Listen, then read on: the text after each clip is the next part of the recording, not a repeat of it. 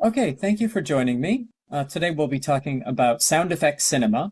Um, Basically, the topic of sound's introduction into Japanese cinema in the 1930s, and its inconsistency. That is to say, it doesn't simply come and immediately replace silent cinema, but instead there's this period in the 1930s of kind of overlap, or what I'm calling hybrid soundscapes. So we'll look at one specific example today, which is from 1935, exactly in the middle of this period of transition. So basically, my argument here is that there's this kind of hybridity in films in 1930s Japan, and the existence of that hybridity kind of calls into question the typical teleological understanding of Japanese cinema as a whole. That is to say, people sometimes assume that silent is worse than talkie, or talkie is superior to silent films. They take that as self-evident. So once that technology exists, surely, people might think, audiences would also prefer talkies. But the truth is, in 1930s Japan, there were some different options. And for the Japanese audience, it seemed like this hybrid approach, which combines some elements of silent and some elements of sync sound filmmaking, like in one confusing whole, was quite appealing, at least given the popularity of the film series, one of whose examples we're about to look at. The film is called Enoken no Kondo Isami, or in English, Enoken Plays Kondo Isami. Enoken refers to this famous vaudevillian comedian and stage actor from Asakusa. Well, not from Asakusa, but who became famous in Asakusa. And he starred in a series of films. His actual name is Enomoto Kenichi, but everybody referred to him as Enoken. So that's the explanation for that. Now, obviously, there are lots of visual jokes in Enoken's films. But what's kind of interesting is that there are also some aural gags, some sound-based comedy, which shows the hybridity of this film. Sorry to cut off the music, but it's quite loud. So we have here an advertisement for the film, Enoken no Kondo Isami. And you see, depending on how well you can read Japanese, you can see some kind of talking points, as it were, in the film. This isn't so important, just to say that it was a popular film. It was a film expected to do well, and it was a film that did do well. So that's the kind of the reason for its appearance in this particular column called the New Film Criticism, or Criticism of the New Style Films, or something like that. This film is interestingly situated. Obviously, it's about Kondo Isami, who's this famous Shinsengumi captain, who was active in the 1860s. But even though that's the setting is the 1860s. In fact, because it was made in 1935, there's an interesting blend of, or bleeding between the two time frames. The official time frame of the 1860s kind of bleeds into, or is bled into by the 1930s. And the political, the socio-political realities of Japan in 1935, during a hot war with China, a very significant war with China, and some kind of interesting comment of sorts appears, sometimes visually, sometimes orally. Here's an example of a visual kind of joke of sorts, where the propaganda posters that were so common in Japan in 1935 pop up very anachronistically in this film, saying, we've got to hunt down Katsura Kogoro, meaning the famous revolutionary from Choshu. We have to hunt this guy down for the honor of our troop. And that's a nice idea. But ultimately, it's, of course, impossible to imagine such a poster existing in 1864, for example. However, it would be very familiar to audiences in 1935 who were seeing this kind of material all the time. And similarly, there's a joke about Gandhi. Gandhi sort of pops up, this famous Indian pacifist and activist. Of course, Gandhi was not active in 1864 to 7, as this film seems to be taking place in the mid-Bakumatsu period. And yet, we have this kind of intriguing referencing of current 1935 sociopolitical events. There's also quite a lot of sound innovation, though. It's not all just visual jokes. And so I'd like to play actually a series of examples from this film.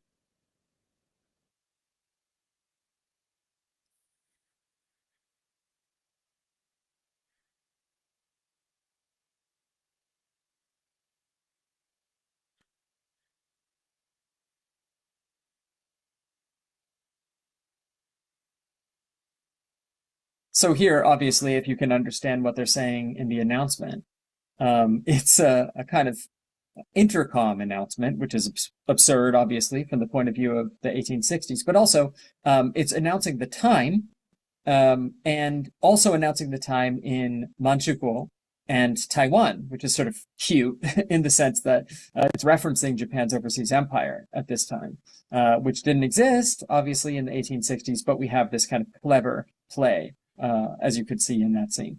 There's also lots of kind of attention-getting elements, which draw our gaze, as it were, to this use of sound.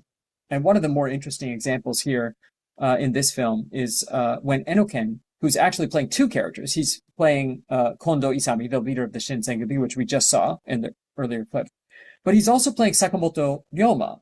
And here we see Sakamoto Ryoma. He's the one standing, raising his baton, getting ready to conduct the orchestra. But what's really quite clever is that there is no orchestra. There's no diegetic orchestra. There's nobody playing instruments in this scene, but he conducts, and we can hear the actual instrument music, which is a kind of clever use of non-diegetic sound, which is being made almost like, we could say, sort of like quasi-diegetic, which is quite interesting. And more importantly, Sakamoto is having this party with his revolutionary buddies, but just next door, Kondo Isami is looking for Sakamoto and the other revolutionaries, and here's the racket of this concert, this kind of fake concert that Sakamoto is creating in the room next door, and kind of doesn't understand what's happening. Also, Sakamoto Enoken, the actor, eventually sings, in the role of Sakamoto, a famous English lullaby, that is to say, a lullaby in English, and that's kind of revolutionary in and of itself in 1935, to use sound this way, and to use it in this sort of playful yet challenging or almost subversive way is quite amazing. So there's this sort of pseudo-diegetic sound, which is a new category which didn't really exist prior to this, because the distinction between diegetic and non-diegetic sound should be very clear. If the characters can hear the sound, then it's diegetic, it's part of the story, the diegesis. If they can't hear it, if it's just background music or something that's been added, well, that's non-diegetic, that's easy to understand. But what about this category? Music which cannot really be diegetic. There's no instruments there to be heard. And yet, we're hearing, and the characters in the scene, as it were, are hearing this music. So it's a quite clever introduction of this new category, basically. Let's look at one more example.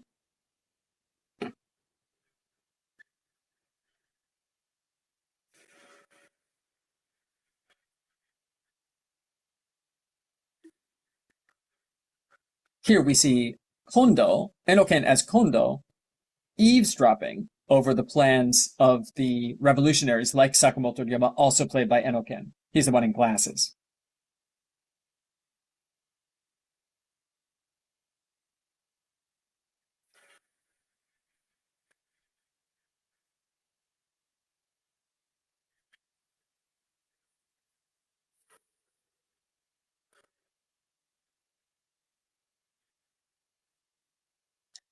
So they ask him to sing a song, and he says, okay, I'll sing something in English. And here we have the instruments, which of course are not really there. And the instruments are absurd on the surface anyway, because it's kind of like a brass band or something, and none of those instruments are common in Japan, perhaps non-existent at this time.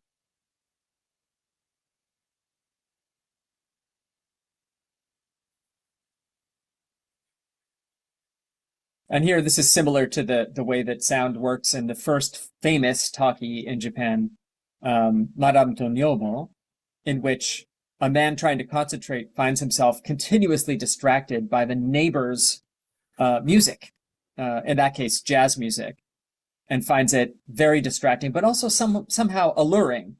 And that's kind of similar to what's happening here with this.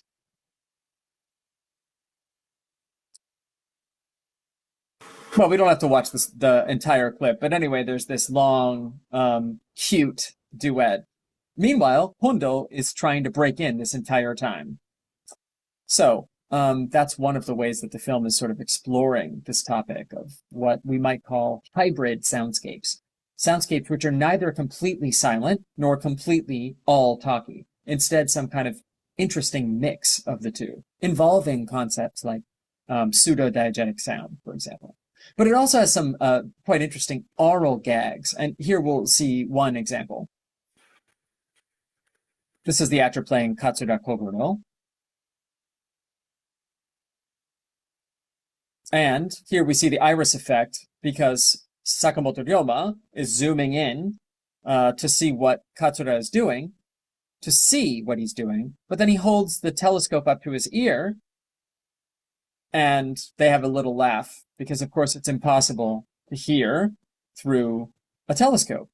But is it so ridiculous? Because we also can't see through a telescope except what the director of the movie wants us to see. And after all, we are hearing what Katsura is saying, even though if we're supposed to be from the point of view of Sakamoto Ryoma, we're too far away to hear it. So it's quite interesting, this playful attitude in this film. Of course, it's a comedy, so we would expect a level of playfulness.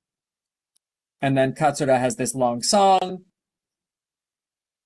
which is kind of amusing in and of itself, but also remember that he's supposed to be incognito, and he's just full on singing for the entire neighborhood to hear. It's playful, to be sure. One presumes that Sakamoto, who's some distance away, but close enough to see via telescope, is also hearing this song because absolutely everybody around can hear this song. This is diegetic sound as a kind of weakness. And there they are, they're swaying to the music. So quite interesting. So there's also a kind of playfulness in the film's use of sound effects, which is quite interesting.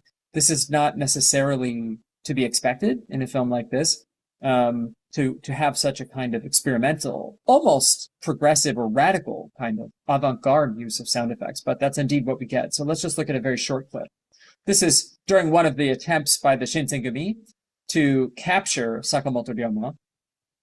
You see one character has been stabbed, but instead of simply dying, he makes a sound like, I don't know what, air escaping from a balloon, perhaps, but whatever it might be. It's pretty absurd. It's a kind of oral gag. In fact, it's so distracting that even one of the other pursuers stops what he's doing to kind of observe the absurdity that we're all witnessing, and indeed we're all hearing.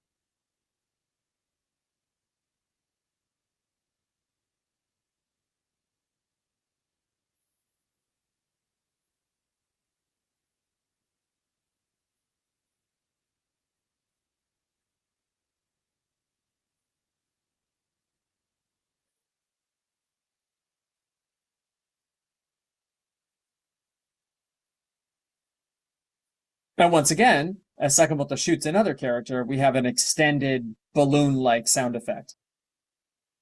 This should be a very serious scene, but instead it's become quite playful through the use of sound effects, through the use of ridiculous sound effects. And similarly, later on in the same action sequence, Sakamoto has a kind of close call and has to hide in a well. Notice the use of sound in this sequence.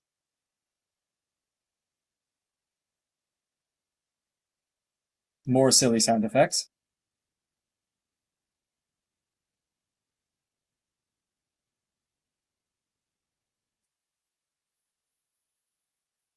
Someone kicks him, and it makes a sound of like a hyoshiki, like a thing hitting a block.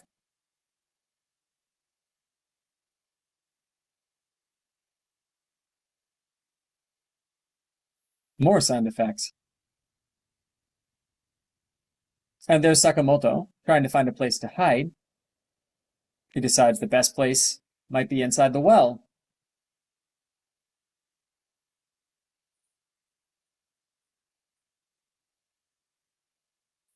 Now we have the sound of him kind of sinking underneath the surface of the water inside the well.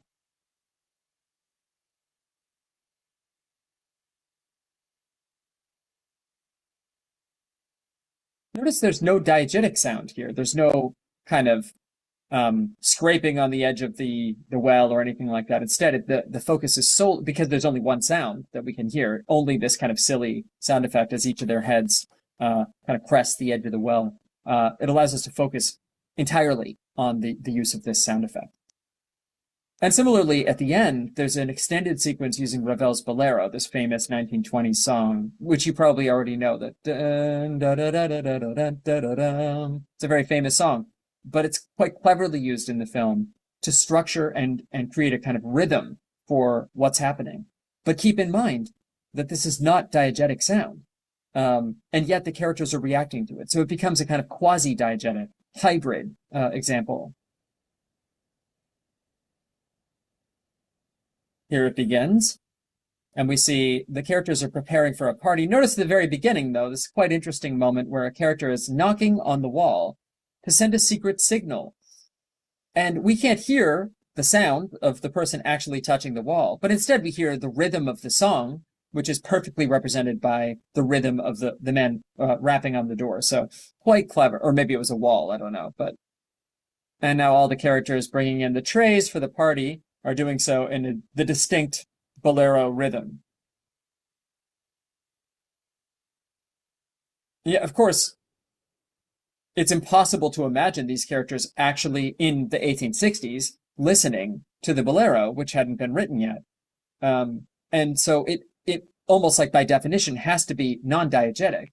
And yet all the characters are reacting perfectly in time to the music. And that's a clever use of hybridity in the soundscape of this film. Here we have the secret agent trying to help the Shinsengumi entrap the revolutionaries. This is the famous Ikeda Jiken, which is a real life incident in 1864 when the Shinsengumi stormed the Ikeda Inn and trapped some revolutionaries inside, mostly from Choshu, and killed several of them and captured others. One of the most famous incidents in the Bakumatsu period, and well covered by films, but never quite as ridiculously as this. Now we hear, oh, actually there is a diegetic basis for this. There's a street seller outside playing some kind of flute or something, kind of like. Yet they claim that it's a wonton seller, which is very unlikely to be true, since wontons, I don't think, were in wide use in Japan in the 1860s. Certainly not meat-filled ones. So that's another kind of clever bleeding between the 1930s, where wontons are very common, and the 1860s, where they definitely are not. So we have that same kind of visual or cultural, but also oral sound-based playfulness. At the very end, though, is perhaps the most interesting sequence of all. This is a sequence which is shot silently, but to which a very distinct diegetic, almost quasi-diegetic rhythm is added through the non-diegetic music. As you'll see in this clip, characters act in time to a music that they, of course, could not really be listening to were this a true kind of situation that we're seeing in 1864. So here we go.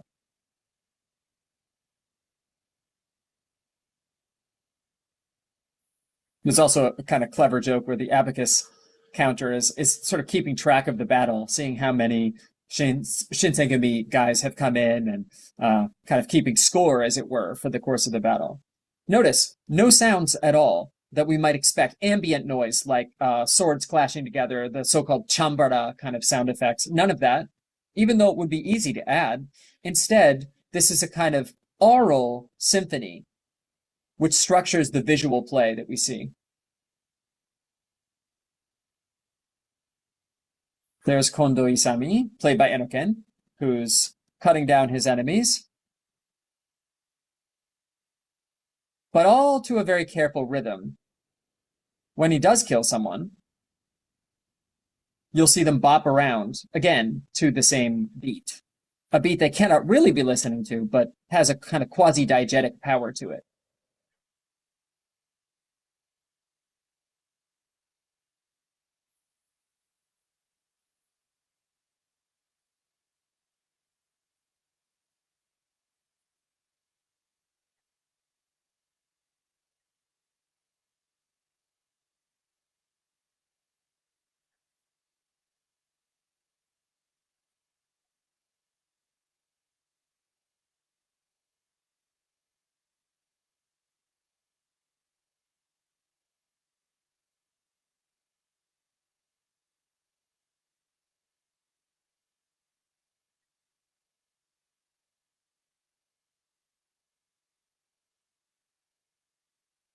A sound effect signals the end of this playful sequence, and just after this, we go back into diegetic sound, sync sound, where characters are, we can hear their feet scuffling on the ground, and et cetera, et cetera.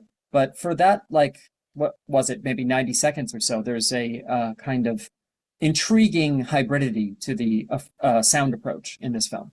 And it does continue to some extent in the next sequence. This, too, you'll note, is shot silently, but with the addition of music, which gives it a kind of rhythm. This is not music that any of the characters are actually hearing, of course. Notice at one point, Kondo actually says something, probably mate, and holds his hands up, but we don't hear it. We don't necessarily even need to hear it. We're getting what we need from the added music, the non-diegetic but quasi-diegetic music.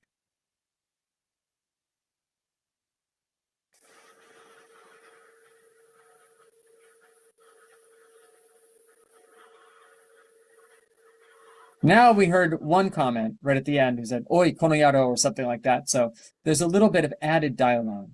But this feels very much like a kind of ADR situation where the soundtrack is complete and they decided to add a little bit of dialogue to remind people that the characters are able to speak almost. So that's quite intriguing.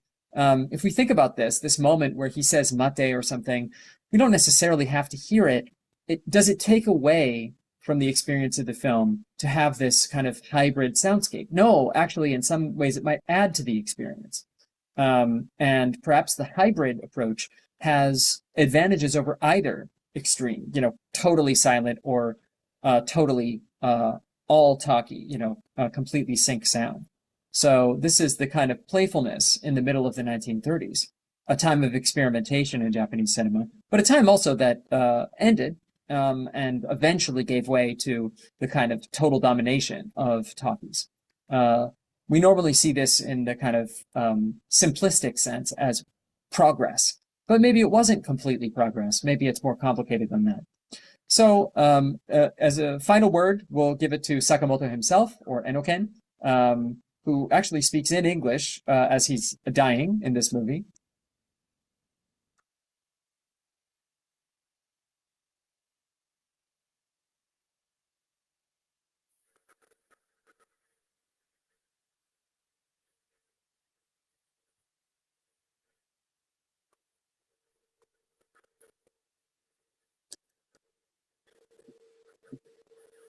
Thank you for listening. Bye-bye.